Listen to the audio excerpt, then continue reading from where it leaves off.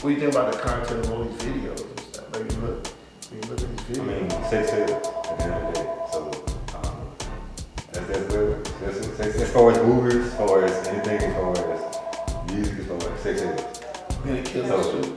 Right. At the end of the day, it's all about money, right? So, well, no, at the end of the day, it's not all about money. It's all about money to certain people. Right. See, like that's dangerous. Like, because you don't want people to say, at the end of the day, it's all about money. That's the root of all evil. Oh no, burn that, do that, run that lady over. It's all about money. Like, we gotta get to the video shoot. We gotta get there. Like, you don't ever want money to be there. Money is the root. And money may be the reason you work hard, but you also want to work hard to feed your family. You want your daughter to get a great education. You want your son to be able to go to a good school. You want him to learn right. You want to wear shoes with no holes in it. I mean, you want, at the end of the day, you want the money not to be the driving force like in your life. You want the wellness of your people. And you know what I'm saying? Like, you know, like the kid, like you care about your mom and dad. You want them to be well, but you don't want the money to, because the money is evil. Just trust me. You know, the money takes different shapes at different times. And like the people that chase the money, and it always is never good. And at the end of the day, the good never comes from it. Favorite Drake? Like a very famous one. What's the favorite Drake? That you can think of at least. Let Me Ride, which was a sample, but favorite Drake. Remember the G thing, Little Ghetto Boy, those are my favorite songs. Like true story, anytime I'm traveling, like going like I drove my car down here from New York, I always had, I'll buy the Chronic as an album. See, certain albums are traveling albums to me, meaning like, I'm gonna put this on, and I'm not even thinking about music. I could talk on the phone, I could do whatever, but I'm not thinking about music at all. Because this is on, I don't have to change the song until this goes off. You think like I mean, as far as like, okay, the rap game, I mean, negativity and lyrics and like, you know, is there a way to clean it up at the same time? You know what it is too about that? Hype cells. So people want to hype sell up. They tell everybody till they diss each other. You ever notice a lot of the time around the album coming out?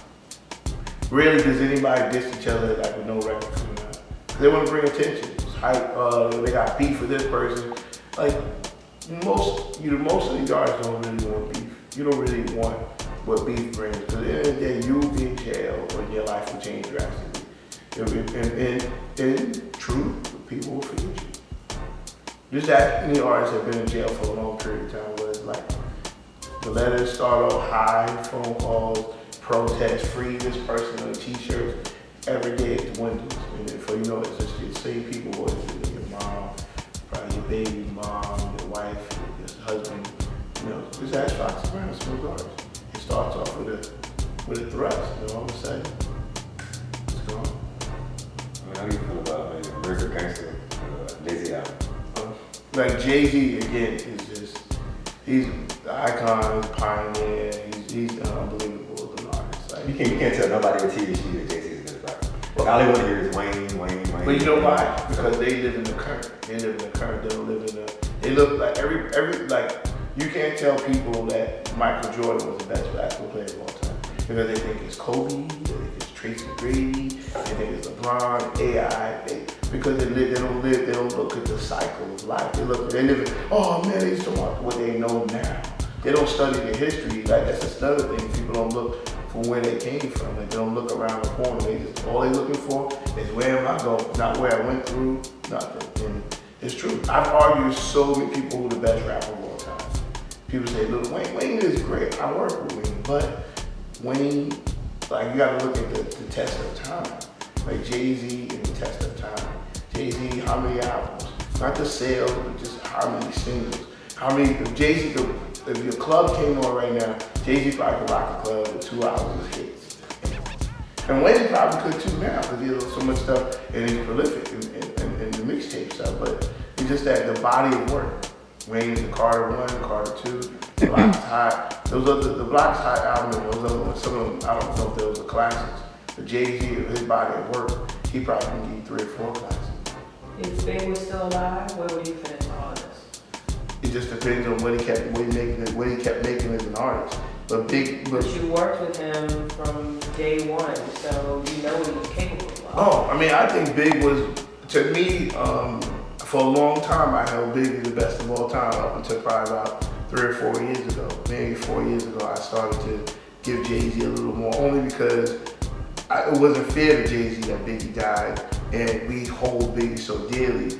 But I love Biggie. Right, it's personal, but I love Biggie, and I think that at the end of the day, to me, Jay-Z, just because of his body of work. Like, you have to look at a man's body of work. Like, don't judge me because I live in a nice house. Judge me for everything I've been in my life. Have I helped people? Have I cared about others other than myself? Have I taught people? Have I given back? I mean, you know what I mean? Like, at the end of the day, like, your body of work, your life cycle should mean something. And I think when you look at Jay-Z's body of work, from Rockaware, the female clothing, the male clothing, to the Rockefeller Records, to his own career, his body of work was incredible. And it's not fair to him to always say Biggie was the greatest when Biggie only put out 2 albums, even though they were both classics. Jay-Z has put out at least 4 classics in his lifetime.